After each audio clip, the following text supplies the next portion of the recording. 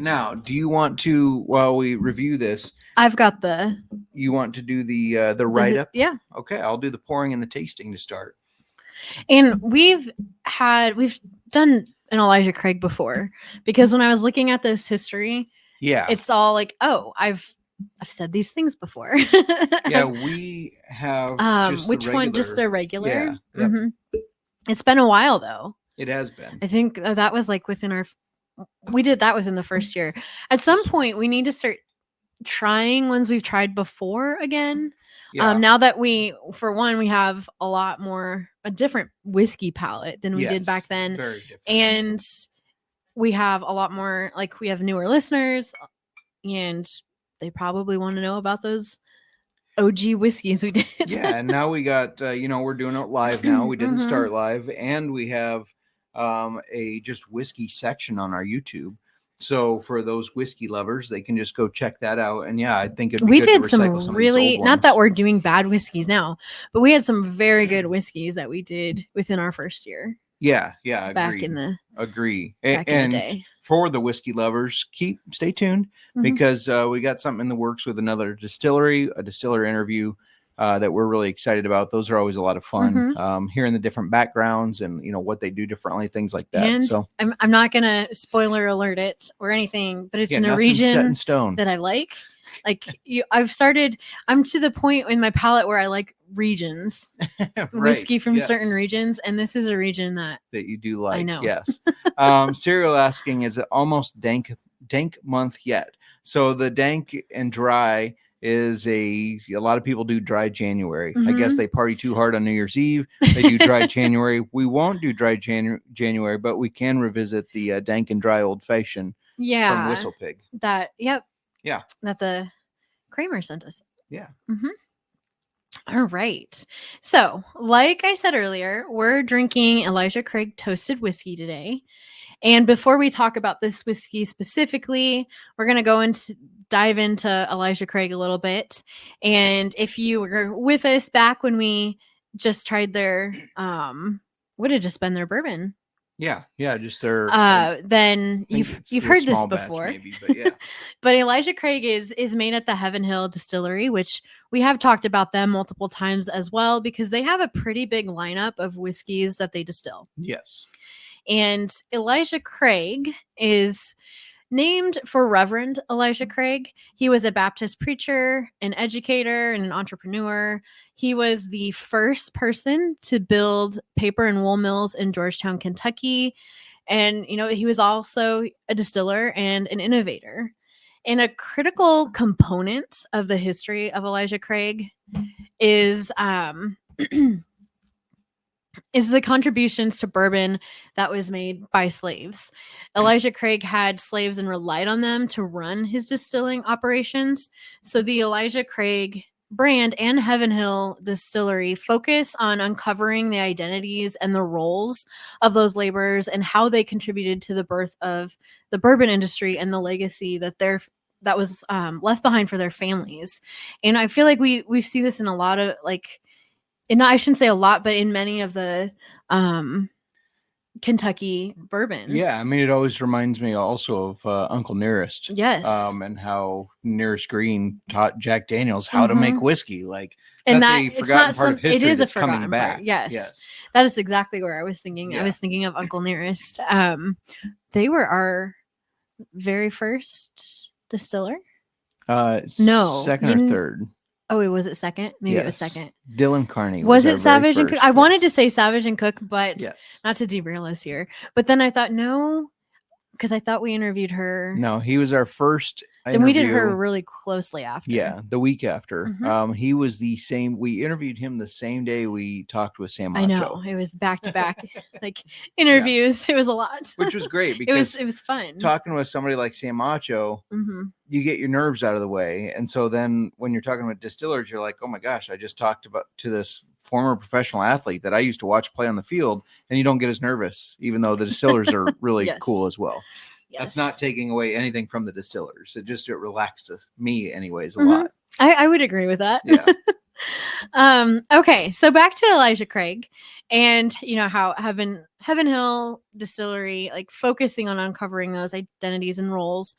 They also they actively engage in academic research within the University of Kentucky's Commonwealth Institute for Black Studies and Central Kentucky Slavery Initiative, as well as others, to share a more transparent and inclusive account of bourbon's past and history. So going back again to Elijah Craig, back in 1789, he became the first distiller to age whiskey in new charred oak barrels. Some have claimed that an accidental fire charred his barrels and changed the whiskey on the inside. Others say that, he stored his whiskey in former sugar barrels and liked how the charring improved the flavor. But either way, Elijah Craig continued to refine the barrel charring process because of this. And 250 years later, Elijah Craig is still called the father of bourbon. That's interesting. Mm-hmm. It is. Yeah. And then so from small batch bourbons to their first ever rye whiskey, the master of distillers of Elijah Craig are, committed to honoring his innovative spirit. So just to give you guys like a list of some of the Elijah Craig whiskeys that are out there, they have their small batch bourbon. They have a straight rye. We did the small batch bourbon. Yep. They have a straight rye, the toasted rye, the barrel proof, 18-year-old bourbon. And what we're drinking today is the toasted barrel bourbon. And this is a twice barreled expression. After fully maturing, they finish it in a second custom toasted barrel to add an extra layer of complexity. And it won gold at both the International Spirits Challenge and the San Francisco World Spirits Competition. Now, we're not going to give you the sites like what they say the palate and the flavor profile is. We're going to taste it and do our own. Now, you've been tasting it while I went through, right? So while you smell and taste, or at least smell to get caught up, just for those that aren't familiar with kind of maybe whiskey terms, often you'll hear whiskeys referred to as expressions. And what that means is, so they've taken all their barrels that are like this and they've blended it to where they think it's perfect. So an expression is almost always a blended thing rather than just coming right out of the tap. And also while you're smelling, I just want to hit this question real quick from Big Mo. Josh Allen or Hertz rest of season. Wow. How do you choose that? Got to see their schedules. Yeah. Both very talented. Obviously both have the rushing they can rely on. Man. I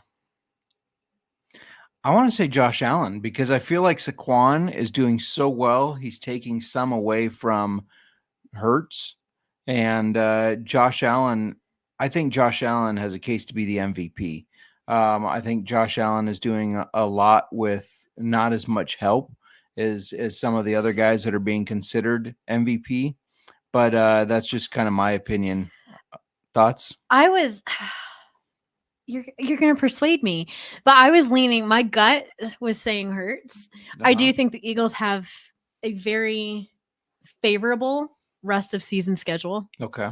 I don't know what Buffalo has. Hold on. Buffalo. They have a harder schedule. Do they? Okay. They have a couple easy games in there. Both of them against New England. But sorry, Cody. The Eagles are set up. What are you looking at? Okay, so look at some of his hard matchups. What kind of points is he putting up? I know, there's that. That's the thing. No, they played week 2 against Miami, only 11. Okay, but he one did. Bad game. But when he played Miami has been their hardest game. The rest of the season until the end has been pretty easy for the Bills. I still say Josh Allen. You're going with Jalen Hurts though because of the schedule.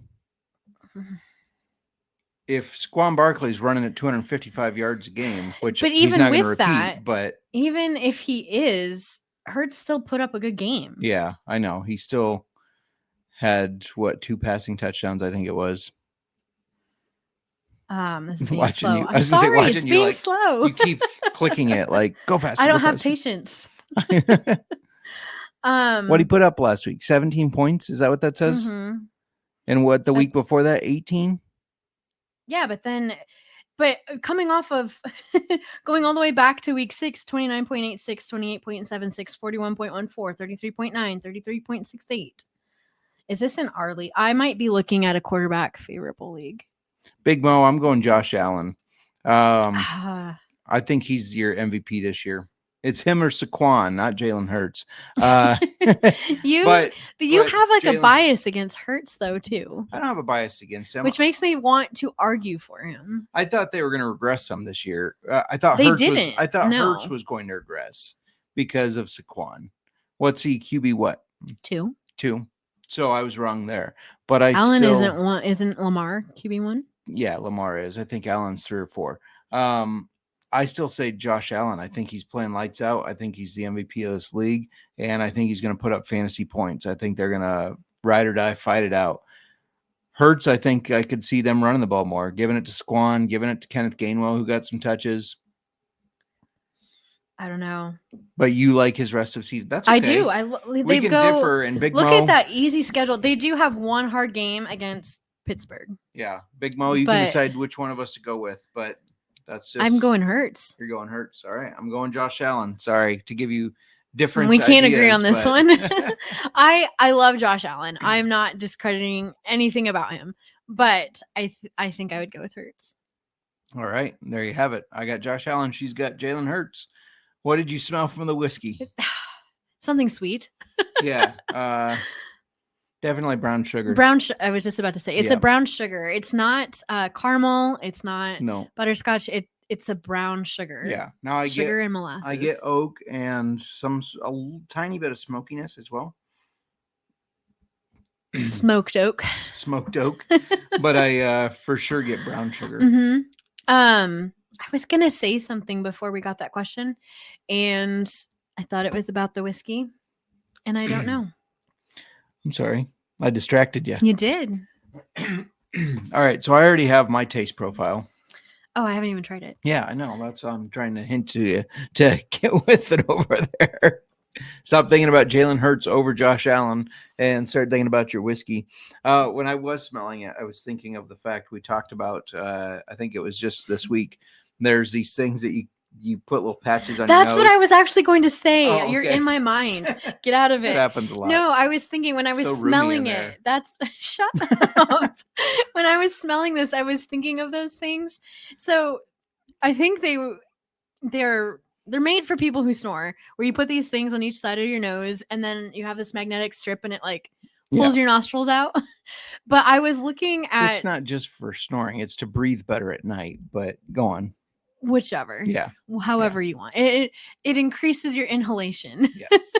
And I was... Now, there's something Cyril can relate with. I was looking at, it was some ad on Facebook or Instagram took me to this store for barware, and like, I don't know what I was looking at, but I was looking at bar accessories, and those things that I've seen for like sleeping was on there for better whiskey inhalation to better smell your whiskey. That's good marketing. Because I often feel like I. Can you imagine us sitting here with those on our nose and we're right before our nostrils out section, we just nostrils out, inhaling whiskey.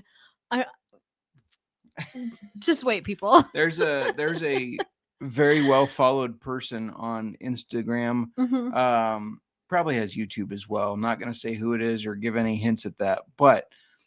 Does whiskey reviews and has a very, very small nose. Like, it's when you look at this person, it just jumps out of like, wow, their nose is kind of abnormally small. And so every time when I see them, I'm just like, can you really smell it? Sorry, I'm terrible. I'm getting us canceled. Well, his surface area. Their surface area of face is normal size. It's the nose. No, the surface area in your nose for smelling. Oh, okay. Will you taste that and build your taste profile? I got mine ready. I'm going to bring up this question from Jordan. I have Keenan Allen and Waddle on waivers right now. Who should I try and pick up? 12-man full PPR. So there's not a ton of people available that are game changers right now. I do like those. We did also give out Noah Brown as an option because he's starting to get quite a few targets. And Devon Vele was the other one we gave out who so Noah Brown has had 6 or more targets in the last 5 of 7 games.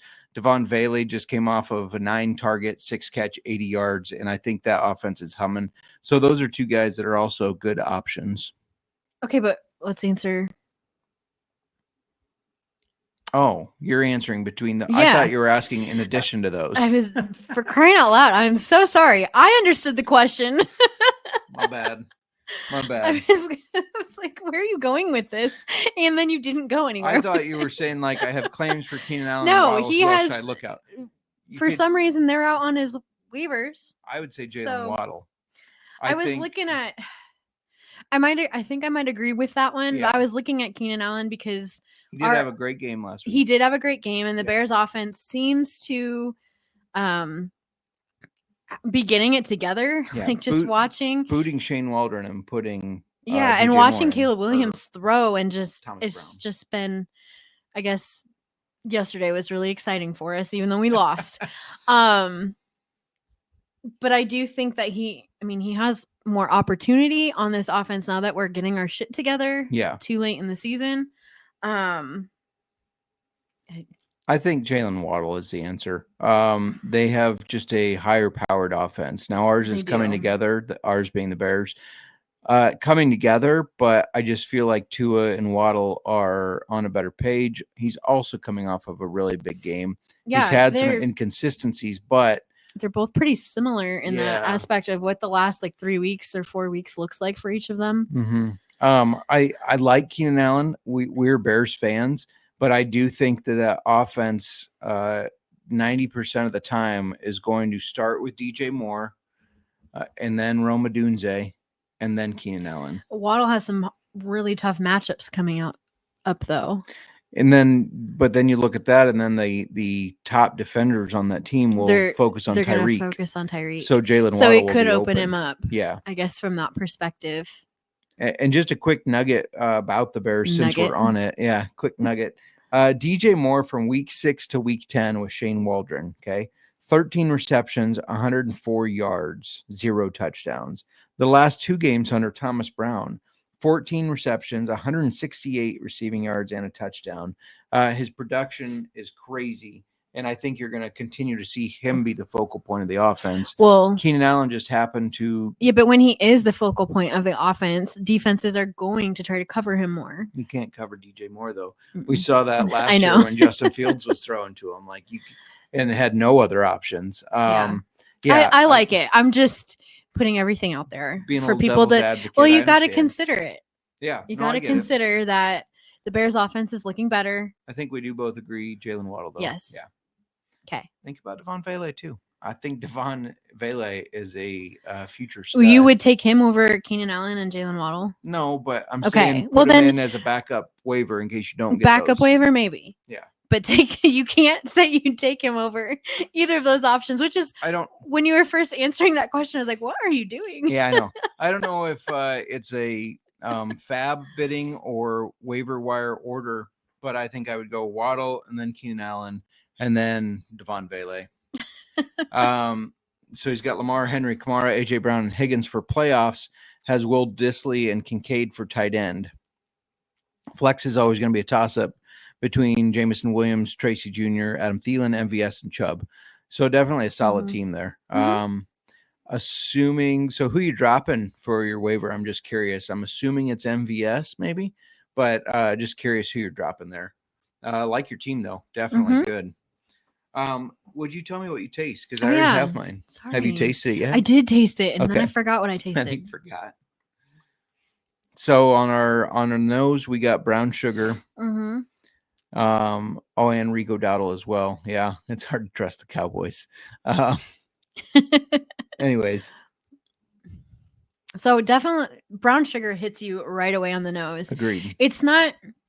So you got input from a friend of ours who's already tried it. Yeah. And he said this is too sweet for him. So I was expecting it to be super sweet, but I'm not getting a lot of super sweet from it. No, I do get the brown sugar sweetness, but not overly sweet. Not overly. But he also said that the toasted doesn't come through really strong. And I agree with that. It's subtle. If you're getting it for the toastedness, it's going to be lacking. Yes. Yeah. Agreed. But it's overall, it has a very good balance. Yeah. Yeah. I like it. I like the flavor a lot.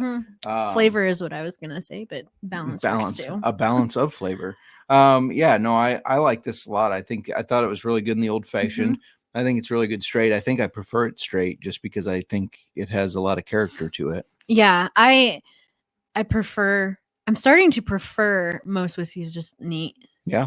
And because I don't know, in the old fashioned, you get that sweetness. I don't always want a sweet. Yeah. I wouldn't say an old fashioned is super sweet. In my opinion, they shouldn't be. When you get one and it is super sweet, I don't feel like they made it correctly. But sometimes I just don't want the sweet with the whiskey. I just want to have the whiskey. Yeah. It's like I've seen a bunch of reels and memes and stuff, and it shows a disappointed person, and it says, "When I see the bartender muddling fruit for my old fashioned," and stuff. So, like a or muddled they're cherry, pouring all the simple syrup in there, or when they pour grenadine in it. Like, what are you doing? Right. That doesn't even belong in there. Yeah, when you get your old fashioned, it should not be red. No. And I feel like a lot of restaurants, it's red, unless they have a good bar.